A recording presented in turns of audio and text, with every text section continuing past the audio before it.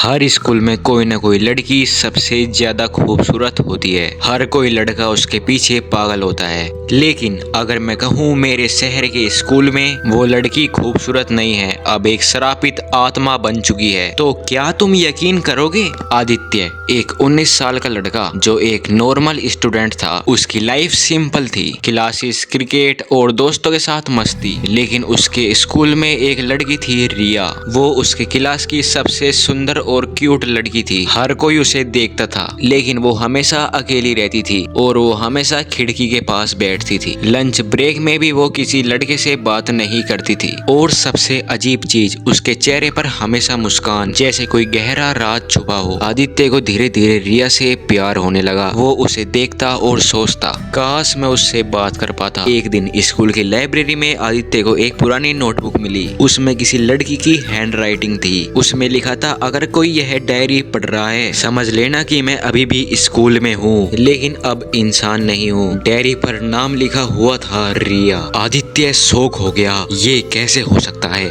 रिया तो यहीं पर है, मेरी क्लासमेट, फिर ये डायरी किसकी हो सकती है? उस रात आदित्य ने एक सपना देखा। क्लासरूम बिल्कुल खाली था और रिया ब्लैक बोर्ड पर कुछ लिख रही थी। उसने लिखा था, जो आप देखते हो उस पर भरोसा मत करो। अचानक वो पीछे मुड़ी और उसकी आंखें काली और चेहरे पर एक डरावनी मुस्कान। आदित्य चिल्लाकर उठा। सुबह स्कूल में जब उसने रिया को नॉर्मल देखा तो उसे ऐसा लगा कि शायद ये मेरा सिर्फ सपना था। लेकिन रिया ने उसकी तरफ देखकर हल्की सी मुस्कान दी और उसने चिल्लाकर कहा, जो तुम देखते हो उस पर भरोसा कभी भी मत करना। एक दिन असेंबली के दौरान आदित्य ने देखा रिया सबके बीच में खड़ी थी, लेकिन अचानक जहाँ पर वो खड़ी थी उसकी जगह खाली हो गई और किसी ने नोटिस भी नहीं किया। आदित्य क्यूरियोसिटी में उस पुराने रूम में फिर से गया जहाँ से उसे वो डायरी मिली थी। ब्लैक बोर्ड पर अचानक से कुछ लिखा गया, मुझे बचाओ। वॉशरूम के मिरर में आदित्य ने अपना रिफ्लेक्शन देखा, लेकिन उसके पीछे रिया खड़ी थी, खून से सनी हुई ड्रेस में। उसने कहा, अगर सच जानना है तो पुराने स्कूल के ब्लॉक में आना। आदित्य बेचारा डरते डरते हुए पुराने ब्लॉक में गया। कमरे में हल्की सी धुंध और धूल से भरी हुई हवा थी। पुरानी सीटें और खिड़कियां सब चीज डरावनी लग रही थी। रिया अचानक से भूत बनकर आदित्य के सामने आ गई। उसका डरावना चेहरा और बहुत काली काली आंखें आदित्य को डरा रही थी। उसने कहा, अगर सच जानना है तो तुम मेरी कहानी का हिस्सा बनोगे। आदित्य वहाँ से भागने की कोशिश करता है, लेकिन पीछे का दरवाजा अपने आप बंद हो जाता है। छोटी छोटी डरावनी आवाजें और काले साए उसके चारों तरफ मंडराने लगते हैं। रिया अचानक से गायब हो जाती है और आदित्य ने महसूस किया कि दीवारों पर उसके नाम के साए छा रहे हैं। पुरानी अलमारी अपने आप खुल रही है। हवा में बह रहे पेजों की आवाज आ रही है। आदित्य वहाँ से भागने की कोशिश करता है, लेकिन वहाँ का रास्ता बहुत लंबा हो जाता है। आदित्य थक कर नीचे गिर जाता है और रिया वहाँ पर आ जाती है, लेकिन उसका पूरा शरीर वहाँ नहीं आया था। आधा शरीर गायब था। उसकी आंखें अब भी काली और डरावनी और चेहरे पर अजीब सी मुस्कान। उसने कहा, तुम सच जानना चाहते हो ना, तो सच देखो।